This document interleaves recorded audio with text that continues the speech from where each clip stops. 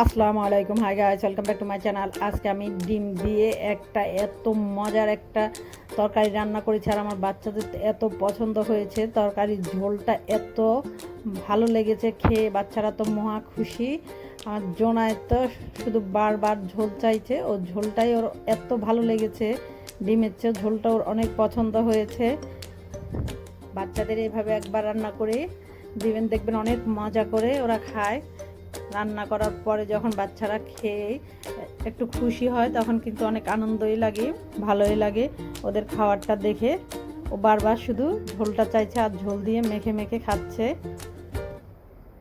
ও মাঝে মধ্যে আমার হাতেই খেতে চায় না, আর ওকে যখন একটু ভালো করে তরকারি রান্না করে দিই, ওর পছন্দ হয়, ও নিজের হাতেই খেতে চায়।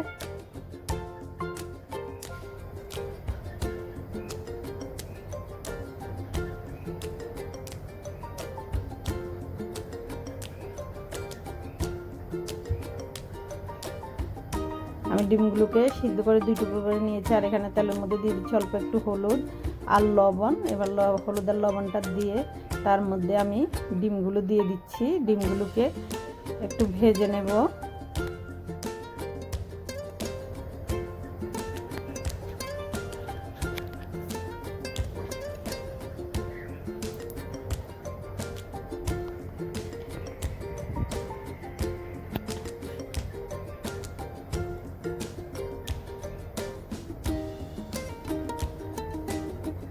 ডিমটার এক পাশ ভাজা হয়ে গেছে, এবার আমি এগুলোকে উল্টি দিয়ে আরেক পাশটা ভেজে নেব একটু।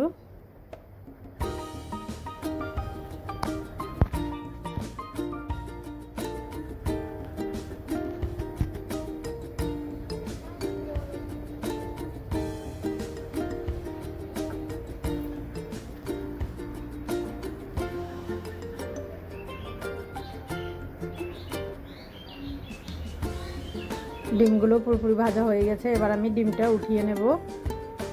ডিমগুলো উঠানো শেষ। ওই তেলের মধ্যে আমি দিয়ে দিয়েছি আস্তে আস্তে কয়েক কোঁচা রসুন আর পেঁয়াজ, তার সাথে দিয়ে দিয়েছি কাঁচামরিচ। এগুলোকে কয়েক মিনিট ভালো করে ভেজে নেব। তারপরে দিয়ে দিচ্ছি জিরা, 1 চামচ জিরা দিয়ে এগুলোর মধ্যে এগুলোকে ভেজে নিচ্ছি। তারপরে দিয়ে দিচ্ছি নারকেল কোরানো। নারকেল কোরানোটা দিয়ে আবার কয়েক মিনিট ভাজবো।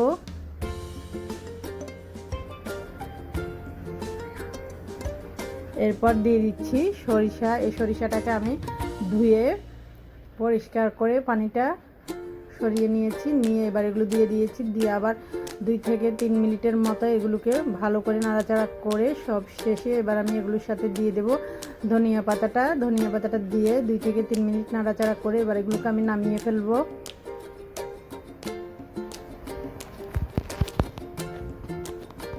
ডিম সিদ্ধ করে সবসময় একরকম রান্না করে খেতে কিন্তু ভালো লাগে না, মাঝে মধ্যে এরকম রান্না করে খেয়ে দেখবেন। খাবারটা সত্যি অনেক টেস্টি আর অনেক মজা। আর বাচ্চাদের তো এভাবে রান্না করে দিলে ওরা আরও মজা করে খায়। তারপরে এগুলোকে আমি ব্লেন্ডারে ঝাড়ের মধ্যে নিয়ে নিচ্ছি। সবগুলোকে একেবারে মিহি করে নেব।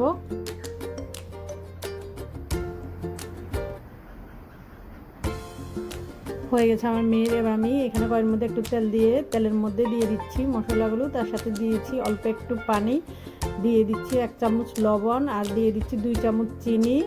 যেহেতু বাচ্চারা খাবে, চিনিটা দিলে খাবারের টেস্ট আরও বেড়ে যায়। দিয়ে দিচ্ছি লাল মরিচের গুঁড়া, হলুদের গুঁড়া, আর 1 চামচ দিয়ে দিয়েছি আমি গরম মশলার গুঁড়া। দিয়ে এগুলোকে এবার আমি প্রায় 10 মিনিটের মতো ভেজে নিয়েছি। একেবারে একদম শুকনো করে ফেলেছি। যে পানিটা ছিল, পানিটা একেবারে শুকিয়ে নিয়েছি। পানিটা শুকানো পর্যন্ত আমি অনবরত শুধু নাড়াতে দেখুন পানিটা একেবারে একদম শুকিয়ে গেছে। এগুলোর মধ্যে আর একটুও পানি নেই। এবার আমি দিয়ে দেবো এগুলোতে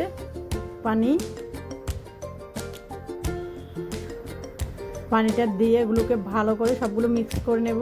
নিয়ে এগুলো ফুটার জন্য অপেক্ষা করব। পানির সাথে এগুলোকে ভালোভাবে মিক্স করে নিয়েছি।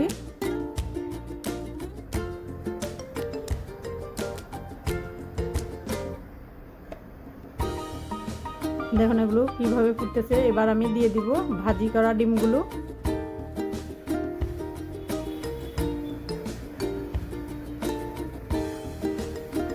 এবার আমি এগুলোর সাথে দিয়ে দিয়েছি